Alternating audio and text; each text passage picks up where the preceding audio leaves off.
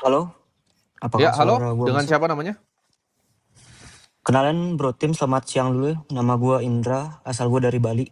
Ya, Sekarang gua lagi intern di US sebagai waiter atau server. Gua di sini udah sekitar 5 bulan. Untuk penghasilan gua di sini tuh sekitar bisa bilang di fluktuatif. Kadang kalau high season tuh bagus, kadang sekarang itu lagi turun. Jadi kira-kira penghasilan gue itu ada di 5.000 US dollar, tapi kita ambil rata-rata itu sekitar 3.000 atau 50 jutaan untuk sekarang. Untuk oke. sekarang. Jadi itu udah dipotong sama biaya apartemen. Kemudian biaya lainnya itu gue biasanya biaya biaya hidup gue di sini tuh cukup rendah karena gue ada di daerah pegunungan. Jadi sekitar 500 dolar atau 10 juta per bulannya. Jadi saving rate gue per bulan tuh ada di 2.500 atau 40 jutaan lah. Ya, Dan gue di sini digaji itu sebenarnya per minggu, cukup berbeda ya sama di Indonesia. Jadi paycheck gue tuh masuk itu mingguan. oke. Kemudian untuk portofolio itu gue sebenarnya utang masih ada. Jadi gue ngambil utang tuh di 100 juta untuk berangkat ke sini. Tapi gue udah bayar sekitar setengahnya atau sekitar 50 jutaan karena gue bayar tuh per bulan di 8 juta. Dan ini pun juga utang utang ke keluarga ya, ke paman gue, bisa bilang utang yang nggak berbunga. Kemudian untuk portofolio gue ada Bitcoin di Cold Wallet gue, itu gue beli waktu itu harganya di 106, itu sekitar 100 jutaan, sekarang drawdown 40%.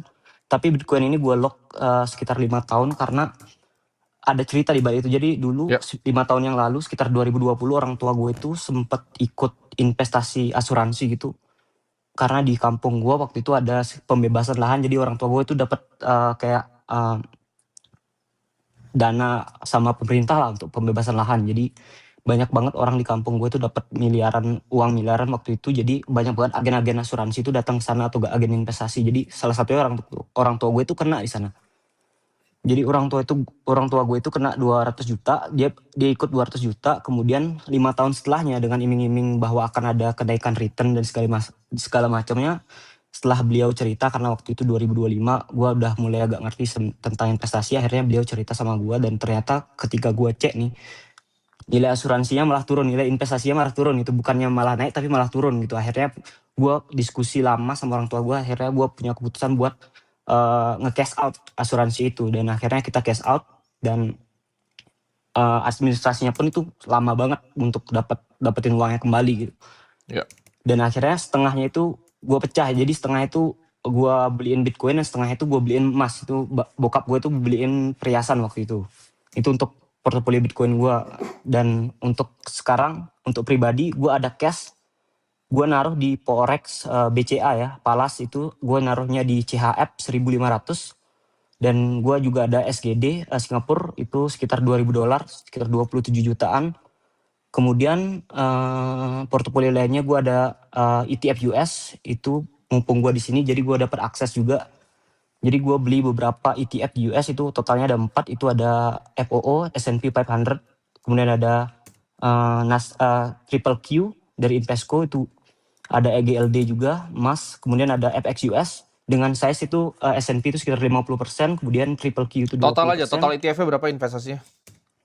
Totalnya sekitar sekarang tuh sekitar 2.900. Jadi udah dapat return 6% lah selama 11 bulan karena gue rutin nabungnya itu per Pakai minggu gitu. rupiah aja biar teman-teman yang di rumah gampang.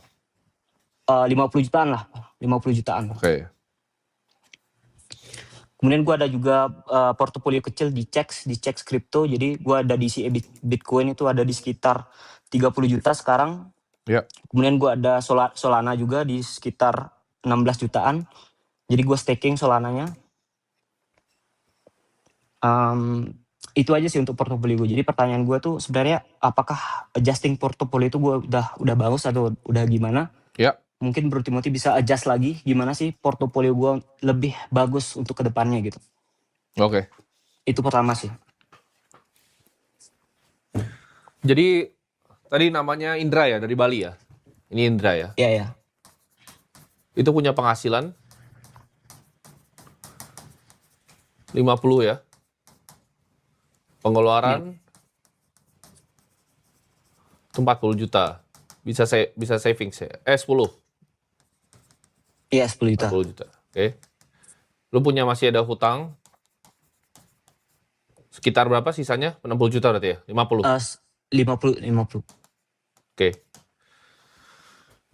Kalau kita lihat dari ibaratnya kan pribadi keuangannya, kita selalu lihat orang pribadi itu sebagai neraca ya. Jadi lu punya neraca pribadi lu. Kita simpel, kita harus cari dulu ya target financial freedom-nya. FF lah kita sebut.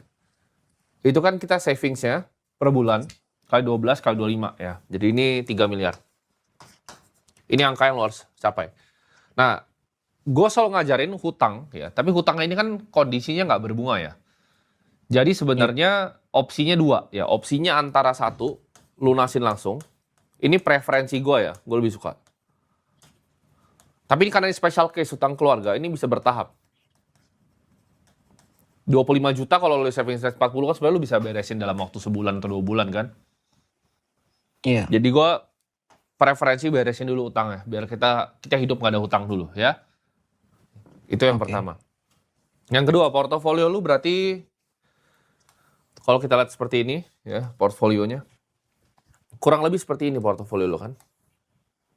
Ini Bitcoin nih, ya kan, gabungan checks. Ini kita sebutnya falas aja ya, karena kan ini ada Iya, dua kan, falas. CHF sama SGD kan. Sama SGD. Oke. Problemnya gini. Dan ini ada 4 ETF nih di sini ya. Ini ada S&P, ada Nasdaq, ya kan, ada Gold. Ini sekitar 50 juta juga kan, berarti. Ini gue bikin kripto lah ini. Ini kripto. Oke. Portofolio itu kira-kira seperti ini pie chart-nya. Nah, pertanyaannya adalah dengan uang segini portofolio diapain? Kalau lu tanya secara portofolio management, jawabannya udah bagus. Tapi menurut gua fokus lu untuk membangun portofolio ini agak sedikit terlalu banyak gitu loh. Ketika lu cuma punya uang 26 juta, 29 juta, worth it nggak untuk dibagi kedua SGD atau Swiss franc gitu? Itu sangat-sangat suboptimal ya. Jadi kan kita di hidup ini kita cari yang leverage-nya itu tinggi ya. Penggunaan waktu lu tuh seperti apa? Dan tadi sebenarnya ada satu yang gue pengen tambahin. Orang tua lu kan ada kena yang namanya asuransi kan? Ya. Iya.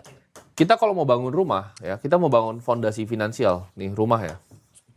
Ibarat kita harus punya fondasi, oke? Ini kan kita tahu ini dana darurat kan? Asuransi. Ini biar aman nih. Tapi asuransi itu banyak, Indonesia banyak salah kaprah. Asuransi itu banyak yang dijual ke investasi.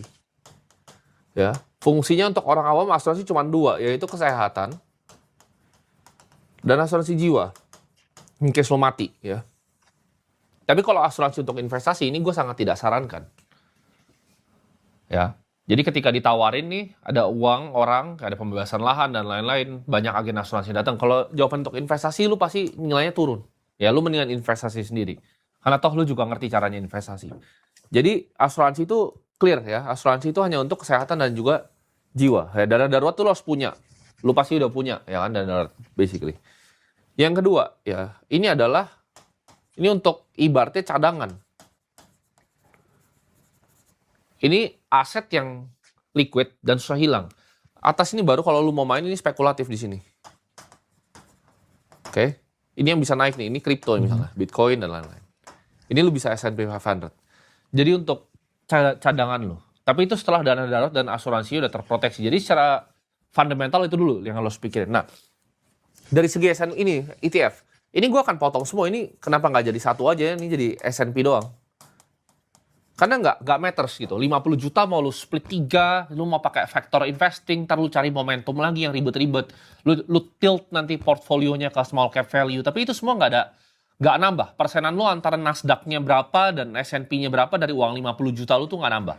Itu akan nambah lebih cepat kalau 50 juta lu tuh naik jadi 100 juta.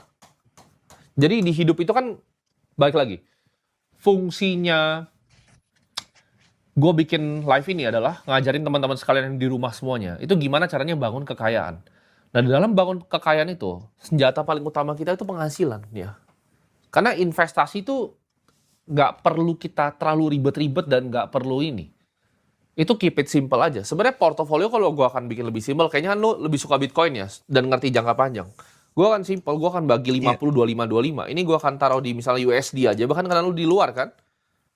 Lo ngapain beli Swiss franc sama ngapain beli SGD? USD-nya itu lu bisa Karena kalau taruh gua di taruh US Treasury ya.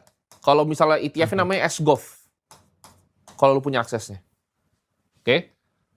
Taruh situ, lu dapat 3%, forget it. Ngerti nggak? Ini lu oke. taruh di S&P, karena lu di US ya. Terus ini lu Bitcoin. Ya kalau gua ada sekuritas di luar, ya gua pakai iBit aja bahkan. Gua ngapain ngurus-ngurus cold wallet, capek, males banget gua. 3 portofolio lu ya. Charlie Munger bilang 3 barang itu lebih penting dibanding lu punya 7, 8, 9. Ini kan lu banyak banget ya. Dan nominalnya Iya. kecil gitu loh. Jadi lu harusnya fokusnya di increase penghasilannya. Jadi portofolio akan gue persimple ya. Gue akan simplifikasi karena makin ribet sebuah portofolio, makin lu ribet nanti ngitungnya untuk rebalance segala macam. Dan ini lu bikin aturannya oke 50 gue mau di Bitcoin, 25 gue di S&P, 25 gue mau di US Treasury di SGOV. Paham? Oke, paham. Jadi fokusnya ada nggak hal yang bisa dilakukan dengan skill yang lu udah punya untuk naikin penghasilan tadi dari 50 juta sebulan, gimana caranya jadi 100 juta? Oke. Coba lu bisa pikir nggak sekarang gitu? Ada nggak hal-hal yang udah lu mau pikirin Kalau untuk jalan ke arah sana? ya kalau gua sih mungkin lebih ke push ke jobnya aja sih. Mungkin gua bisa ambil double job atau segala macamnya gitu. Ya, jadi harus coba untuk gimana caranya lu bisa naikin itu penghasilan itu. Sama jangan terlalu keribetan. Ini lu udah kayak mau ngelola portofolio gede gitu loh. Lu kayak mau ngelola portofolio miliaran. Kalau mungkin udah kayak duit lu 50 miliar boleh main begini karena mungkin ada sedikit efisiensi untuk lu hedging ke Swiss franc ketika lagi perang. Cuman kalau portofolio 50 juta rupiah ya 10% itu cuma 5 juta. Oke? Lu nggak perlu Oke. pusing di sana ya. Ketika lu bisa nabungnya 80 juta itu return-nya udah lebih besar dari semua portofolio lu. Jadi pertama lunasin hutang, kedua lu harus ingetin orang tua lu bahwa asuransi itu untuk proteksi ya. Asuransi itu bukan buat kita jadi kaya. Kecuali ini kita ngomongin orang super konglomerat ya. Kalau asuransi yang di luar negeri itu banyak yang mereka turunin harta inheritance-nya pakai asuransi, tapi itu buat another case lagi. Tapi untuk sebagian besar yang nonton gue di sini, asuransi fungsinya cuma 2, untuk proteksi antara kesehatan atau jiwa. Di luar dari itu, menurut gue insurance tuh bukan buat lu investasi di unit linkin lah, ditawarin oh ini ntar jadi segini, nggak perlu. Ya. Karena apa sih yang asuransi itu lakukan? Dia ngambil pool of money lu, lalu dia investasikan. Tapi kan kita bisa berinvestasi sendiri gitu. Kalau kesehatan memang ada kebutuhannya. Karena ketika income lu kecil, ketika lu kena penyakit yang parah, uangnya bisa habis semua kalau nggak punya asuransi. Untuk sebagian besar orang. Ya, jadi itu harus diingetin juga ke orang Oke. tuanya.